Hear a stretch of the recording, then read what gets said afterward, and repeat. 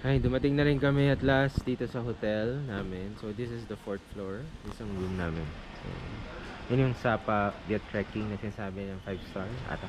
So, and then, on the other side is Joville. Jovetville or something. Yeah. So, we are staying at room M14.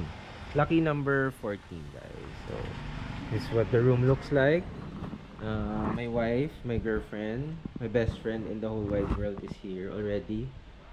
Unpacking. Ayan, mga gamit. So, nice naman siya. Cozy. Made of wood. Hindi siya fake wood. Mabango actually. Smells nice. The wood smells nice. No? May amoy yung wood. CR muna tayo. Buti wala. Yun. So, nice. Okay, good. Hot and cold shower, guys. And so, it comes with kettle. Free water. No TV. Yun lang, no TV. Wow. It's a bathtub. Bathtub. Okay. And then there's the view, but consequently we came at a bad time. The weather is not great here. So ito yung view. We'll go outside and see. Baby, say hi. Hi. Hi guys. So ayan, dito kami. So ito yung view. So dito yung door. So, may napatahan.